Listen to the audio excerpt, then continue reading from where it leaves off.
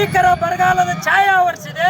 ಬೆರಗಾಲ್ ಘೋಷಣೆ ಮಾಡೋದ್ರಲ್ಲಿ ಸರ್ಕಾರ ವಿಳಂಬ ನೀತಿ ಅನುಸರಿಸತಕ್ಕಂಥ ನೀತಿಯನ್ನ ಖಂಡಿಸ್ತಾ ಇದ್ದೀವಿ. ತಕ್ಷಣವೇ ಬರಪೀಡಿತ ಪ್ರದೇಶ ಅಂತೇಳಿ ಕಲ್ಯಾಣ ಕರ್ನಾಟಕ ಘೋಷಣೆ ಮಾಡಬೇಕು. ರೈತರ ರೊಕ್ಕದ ಮೇಲೆ ಉದ್ದು ಹೆಸರು ಯಾವುದೇ 60 ದಿನದ ಬೆಳೆ ಕೈಕೊಟ್ಟೋಗಿದೆ. ಕಂಪ್ಲೀಟ್ ಆಗಿ ಕೈಗೆ ಸೇರಲಾದಂತ ಪರಿಸ್ಥಿತಿ ನಿರ್ಮಾಣ ಆಗಿ ಒಕ್ಕಲ್ತನಗಳನ್ನ ದಿವಾಳಿ ಆಗ್ತದೆ.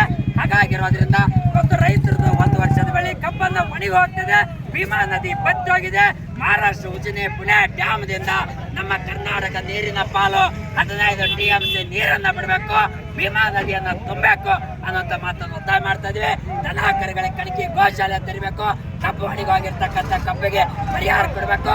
ಬರಪೀಡಿತ ಪ್ರದೇಶ ಘೋಷಣೆ ಮಾಡಿ ಪ್ರತಿ ಎಕರೆಗೆ 50,000 ರೂಪಾಯಿ ಬರ ಪರಿಹಾರನ ಕೊಡಬೇಕು. ರೈತರ ಸಾಲ ಸುತ್ತಕೊಂಡು ಪುನಃ ಮಾಡಬೇಕು. ಮುಂಗಾರು ಹಿಂಗಾರು ಬಿತ್ತನೆಗಾಗಿ ರೈತರಿಗಾಗಿ ಬೀಜ ಮತ್ತು ಗೊಬ್ಬರ ಉಚಿತ ಕೊಡಬೇಕು ಅಂತಕ್ಕಂಥ ಮಾತನ್ನು ಒತ್ತಾಯಿಸಿ ಆಗಸ್ಟ್ 17ನೇ ತಾರೀಕಿಗೆ ಕಲಬುರಗಿ ಸ್ವಯಂ ಪ್ರೇರಿತವಾಗಿ ಬಂದ್ ಕರೆ ಕೊಟ್ಟಿದೆ.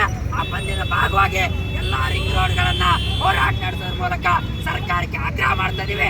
ಅದ್ರ ಒಳಗಾಗಿ ಬಂದಿನ ಒಳಗಾಗಿ ರಾಜ್ಯ ಮತ್ತು ಕೇಂದ್ರ ಸರ್ಕಾರ ತಕ್ಷಣವೇ ಬರಗಾಲ ಘೋಷಣೆ ಮಾಡ್ಬೇಕಂತಕ್ಕಂಥ ಮಾತನ್ನು ಆಗ್ರಹ ಮಾಡ್ತೀವಿ.